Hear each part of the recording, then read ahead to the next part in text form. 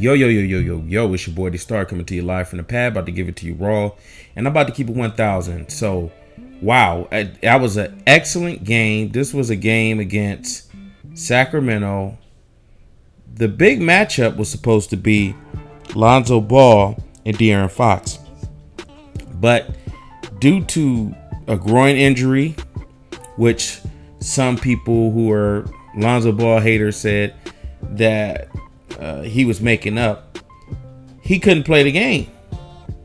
And De'Aaron Fox, the kid who was the guy who owned Lonzo Ball during the Sweet 16, he sent out a tweet emoji that was shaking his head, and then he quickly deleted it. But when you know the internet screenshots, bam, he tried to, I guess, pick it up or correct it, whatever, but it was too late. They ran with it. So long story short, we have no players on the team that nobody really wants to see. You don't have Lonzo Ball, you don't have Josh Hart, and you don't have Ingram. So this game was written off. Nobody really wanted to see the game. So there was just Alex Caruso, Vander Blue, Thomas Bryant, Ivica Zubac, Thomas Ware, usual suspects that you've already been seeing in the summer league that come from the G League. Well, earlier there was this tweet that Abraham Lopez, one of the followers who always, he's always active on my Twitter, he tweeted me, I bet 50 that Caruso's gonna light it up, and he even put the flame emoji on there. He's gonna light him up for 20. And I'm like, who is it? Caruso? Yeah, we're all kind of just thinking we're just picking somebody because we're just kind of like mocking the game. But this dude was spot on, because Caruso ended up having 18 points, 9 assists, so many steals, so many rebounds. But it was a really good game for Caruso. Now, who is Alex Caruso? Caruso is this point guard who played for the OKC Blue, which is a D League team.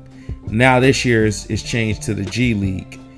So he got invited by Joey Buss. I believe that's the guy who's the one of the Buss, Ken, the Buss family guy that runs the G League. So he got invited to come to this camp, and nobody wasn't really expecting anything.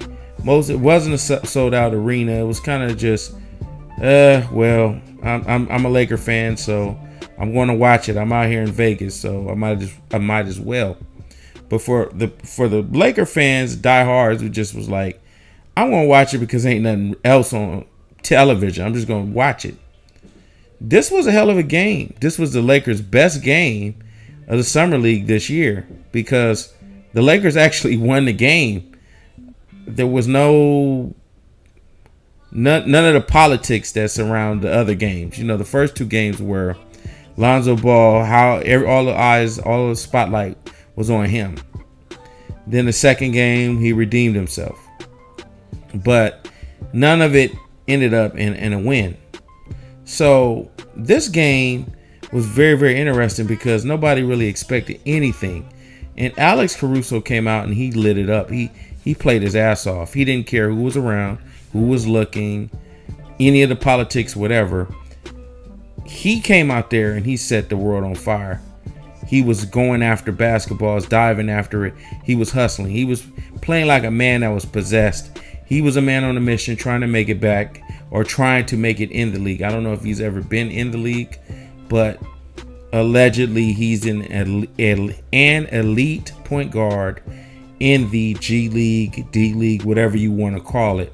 So I was highly impressed. The entire game, there was this thing where the Lakers had a run.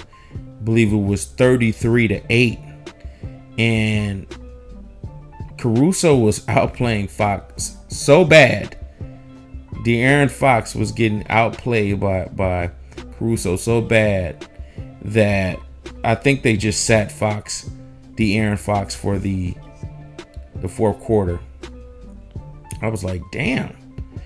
But, I'm not going to go too hard on Fox because he's a 19-year-old kid. But there has been some kind of tweets that he was putting out, and where he's a confident guy. He knows he's going to be good. He knows that he's going to be the next John Wall. He has game.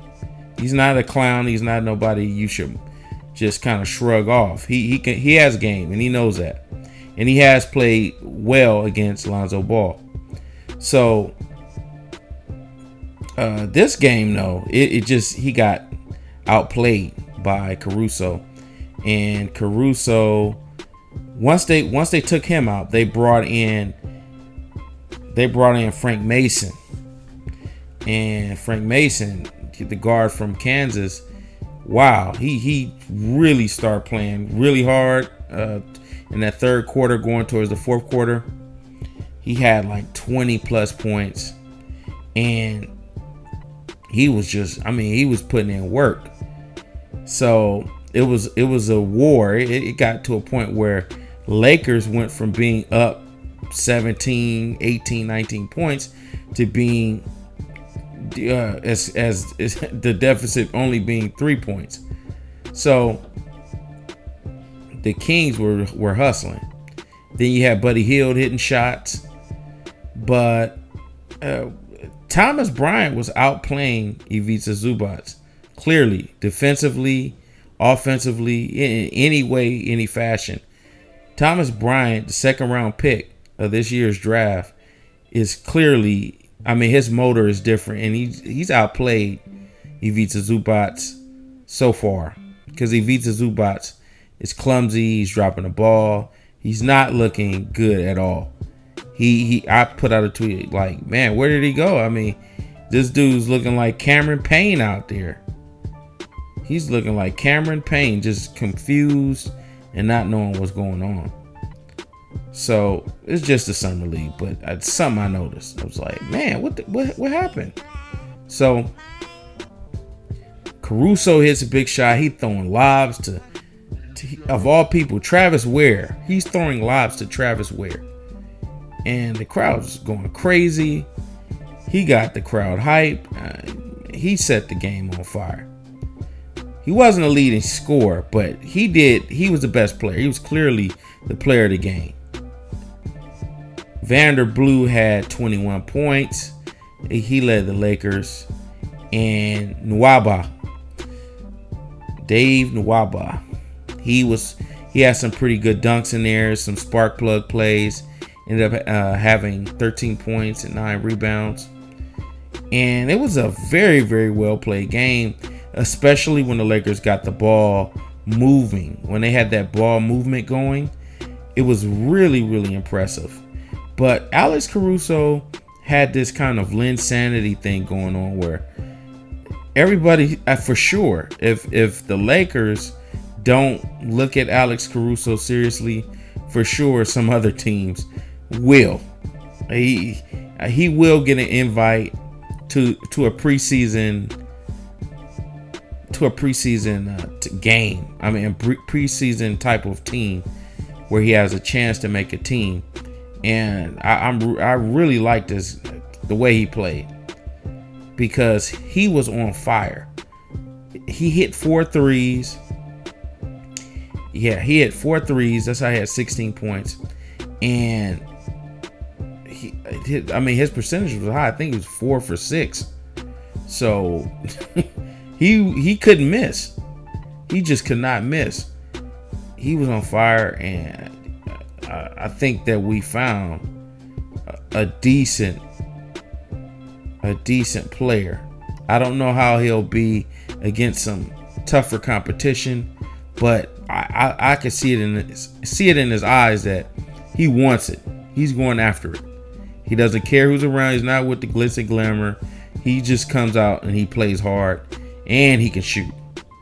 So that was my take on the game. What do you guys think? Next game is Wednesday. Don't really know who we're playing against, but Lakers are playing Wednesday. That's the next game. You'll actually get to see Lonzo Ball this time. Maybe if the groin injury isn't that serious, but appears to be a couple more days before the Lakers suit up and play the next team.